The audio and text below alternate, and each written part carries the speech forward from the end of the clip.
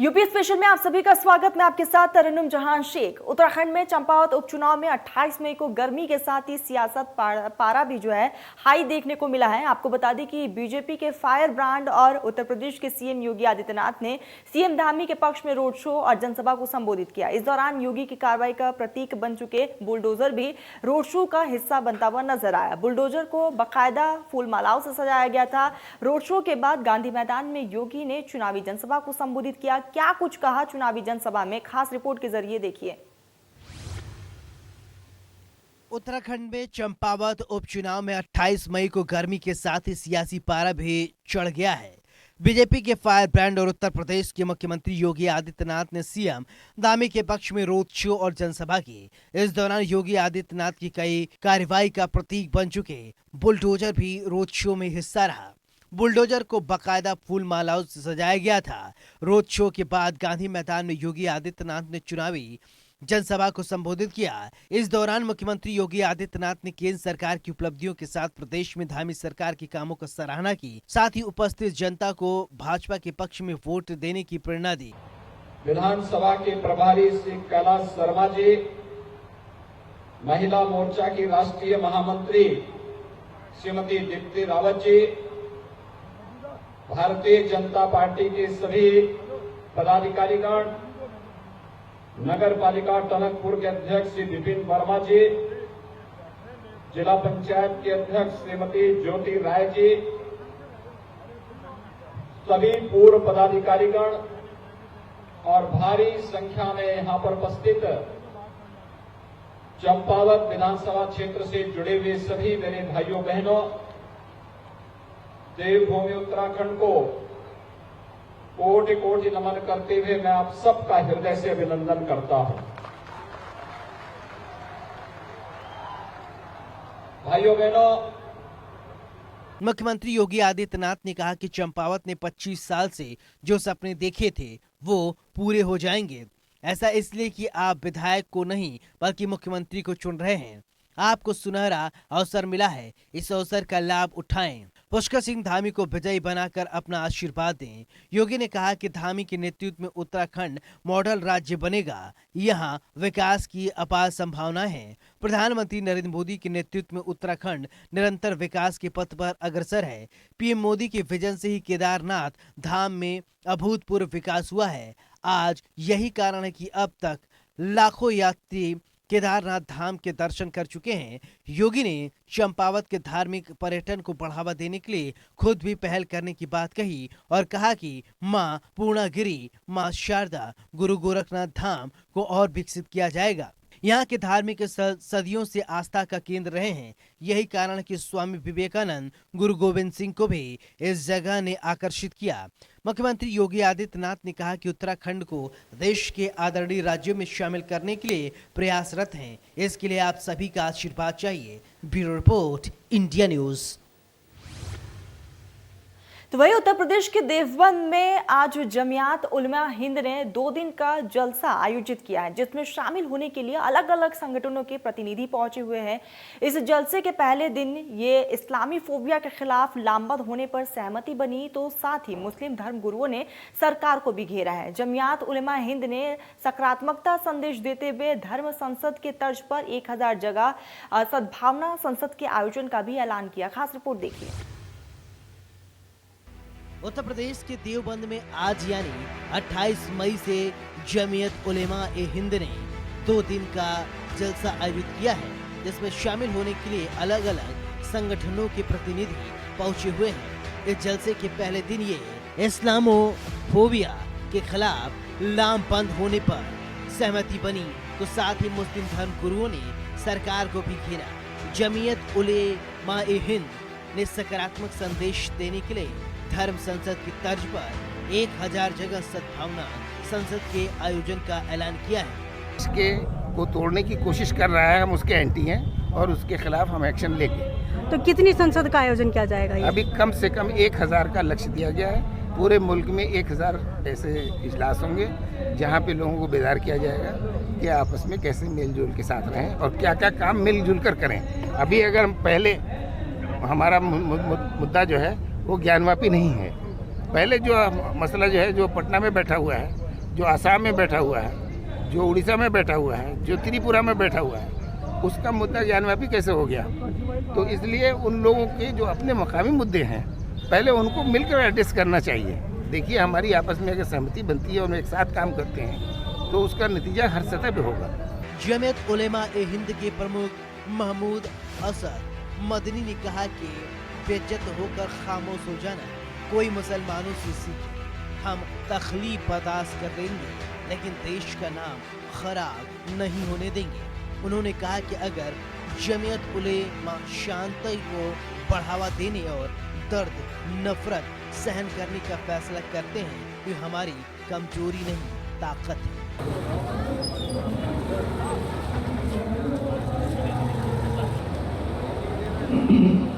आपकी खिदमत में तजवीज़ ताज़ियत में पेश करने जा रहा हूँ।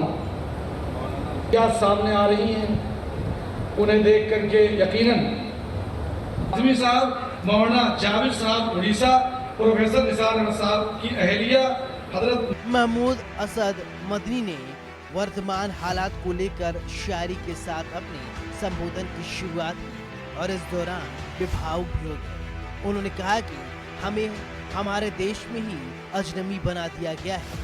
महमूद असद मदनी ने अखंड भारत की बात पर भी निशाना साधा। उन्होंने कहा कि किस अखंड भारत की बात करते हैं, मुसलमानों के लिए आज राह चलना मुश्किल कर दिया है। ये सब्र का इम्तिहान है। मायूसी की कोई जरूरत नहीं है, कोई मौका नहीं है मायूसी।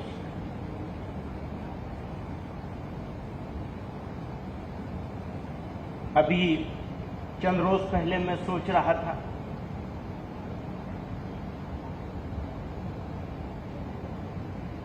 कोई साहब कह रहे थे, किसी ने लिखा था कि ये लोग आराम से हैं, मुश्किल तो उसकी है जिसका कोई सहारा नहीं।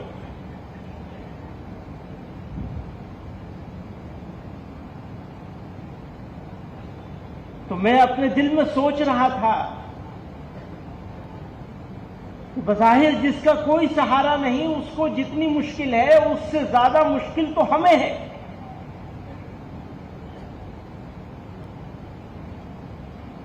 ये तो हमारा जिगर जानता है कि हमारी क्या मुश्किल है। इससे पहले इस्लामोफोबिया को लेकर भी प्रस्ताव पेश किया गया। इस प्रस्ताव में इस्लामोफोबिया और मुस्लिमों के खिलाफ उकसावे की बढ़ती घटनाओं का जिक्र किया गया है।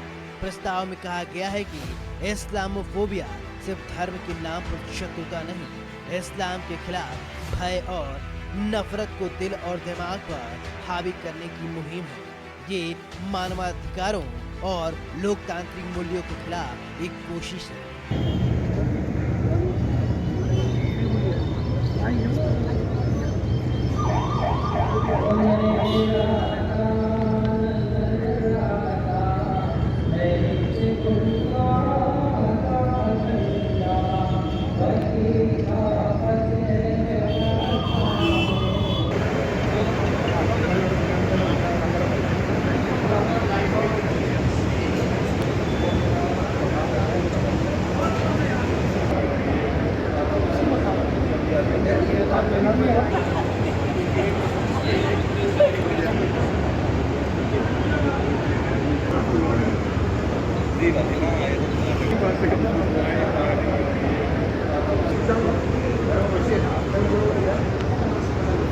जमीयत के इस जलसे में धर्म गुरुओं ने कहा कि मानव की गरिमा के सम्मान का स्पष्ट साथ देना चाहिए।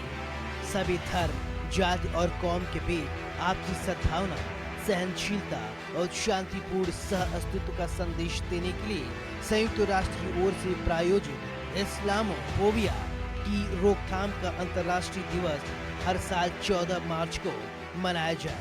हर प्रकार के नस्लवाद और धार्मिक आधार पर भेदभाव को मिटाने के लिए साझा संकल्प लिया जाए। सहारनपुर के देवबंद में इस समय जो है जमीयत उलेमा हिंद का 2 दिवसीय कार्यक्रम यहाँ पे चल रहा है, अधिवेशन यहाँ पर चल रहा है।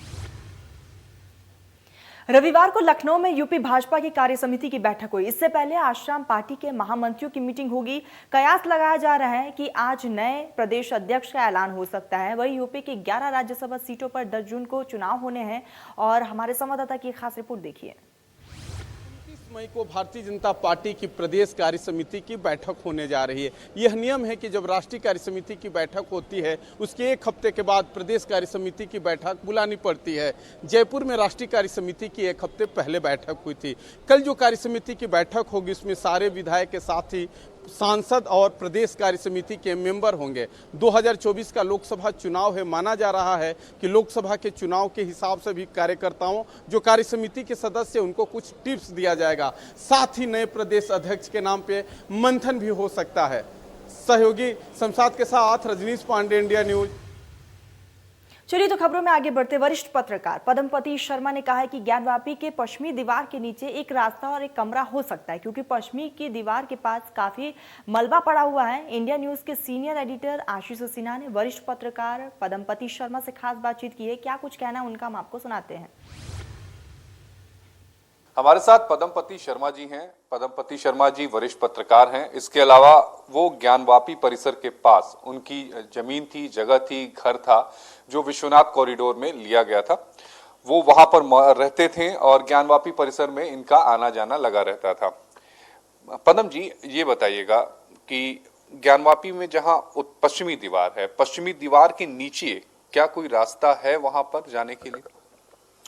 देखिए, ये तो मैं नहीं कह सकता कि कोई रास्ता है, लेकिन मैं ये दावे के संग कह सकता हूं कि जो पश्चिमी जो इलाका है और जिस टीले के नीचे जो है माँ श्रृंगार गौरी है, वो टीला जो है, आप यूँ देखिए कि जब आप ज्ञानवापी क्या बोलते हैं विश्वनाथ मंदिर गेट नंबर 4 से जब आप आते हैं तो आप दाहिनी ओर जब चढ़ते हैं सीढ़ी ज्ञानवापी मैदान के लिए, तो आप पाएंगे ये कि ज्ञानवापी मैदान की सीढ़ी चढ़ने के बाद, मैदान पहुंचने के बाद आपको एक टीला दिखाई देगा। उस टीले की ऊंचाई वही है जो विवादित मस्जिद परिसर के मुख्य दरवाजे की, क्योंकि आप वहां मुख्य दरवाजे में जब आप जाते हैं तो आपको उसके लिए सीढ़ी चढ़नी पड़ती है, और ठीक वही ऊंचाई देखिए आपको वहां दिखाई देगी। और ये जो है वहां पर एक बाएं तरफ एक दरवाजा था, वो दरवाजा मुझे लगता है कि वो ऊपर जाने के लिए है। कोठरी नुमा काले रंग की थी। अब इधर क्या है, मैं गया नहीं हूँ 2-3 साल से।